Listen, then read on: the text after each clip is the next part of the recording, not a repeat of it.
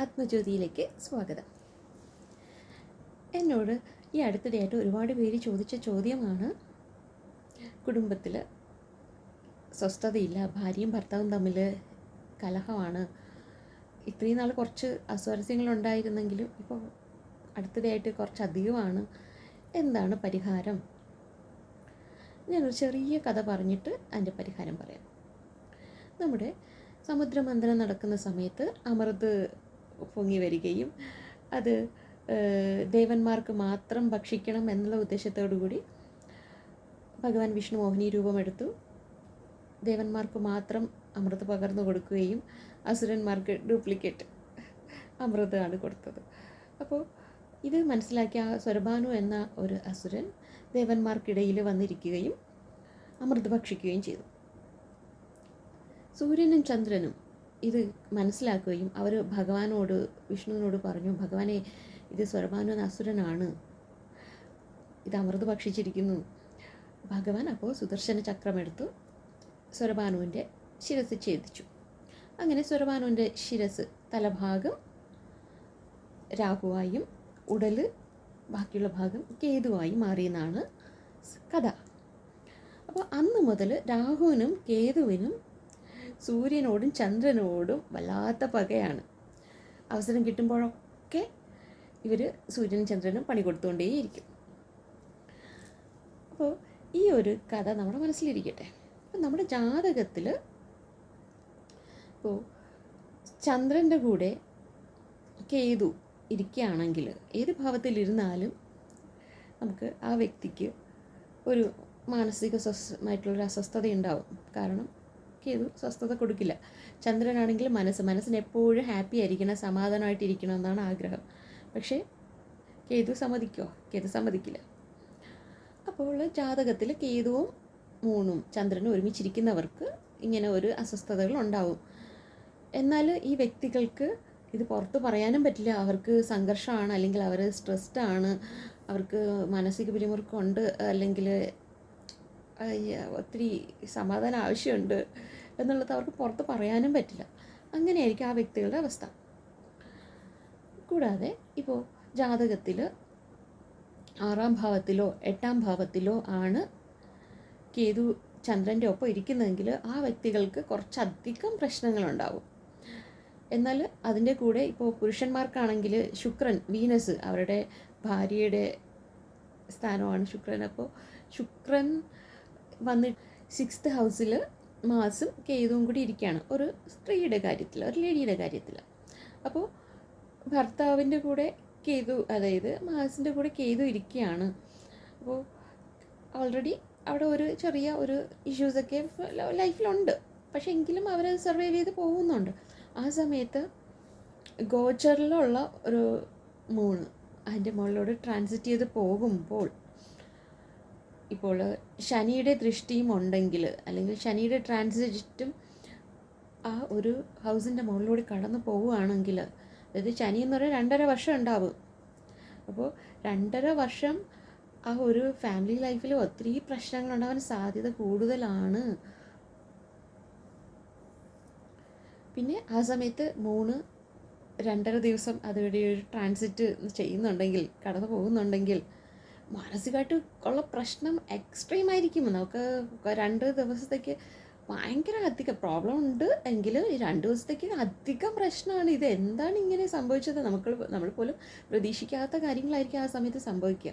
അപ്പോൾ ഇന്ന് 2.5 ദിവസം ഉണ്ടാവുള്ളൂ. പക്ഷേ ആ 2.5 ദിവസം നമ്മളൊന്ന് ക്ഷമ കാണിച്ച് കുറച്ച് മെഡിറ്റേഷനൊക്കെ ചെയ്ത് ആ ഒരു 2.5 ദിവസം എങ്ങനെയെങ്കിലും നമ്മുടെ മനസ്സിനെ ശാന്തമാക്കി പോകാമെങ്കിൽ അവിടെ ഉണ്ടാകുന്ന കുറേ സംഭവങ്ങൾ, നമുക്ക് അനുകൂലമല്ലാത്ത കാര്യങ്ങൾ നമുക്കത് ഒഴിവാക്കാൻ പറ്റും. നമ്മുടെ മനസ്സിനെ ശാന്തമായിട്ട് ഇരുത്താൻ, അല്ലെങ്കിൽ ആ ഒരു ടൈം കടന്നു പോകാൻ നമുക്ക് അനുവദിക്കാൻ പറ്റും. കൂടാതെ കേതുവിൻ്റെ ട്രാൻസിറ്റ്, അതായത് ഒരു ഹൗസിൽ കേതു ഇരിക്കുന്നത് 1.5 ഇയറാണ്. അതായത് 18 മാസം. അതായത് 18 മാസം ആണ് ഒരു ഹൗസിൽ കേതു ഇരിക്കുക, കേതുവിൻ്റെ ട്രാൻസിറ്റ്. എന്നാലേ അത് കഴിഞ്ഞ് അടുത്ത ഹൗസിലേക്ക് പോകുള്ളൂ. അപ്പോൾ ഇപ്പോൾ കേതു ഇരിക്കുന്നത് സിംഹരാശി അതായത് ചിങ്ങത്തിലാണ്, ചിങ്ങൻ രാശിയിലാണ് ഇരിക്കുന്നത്.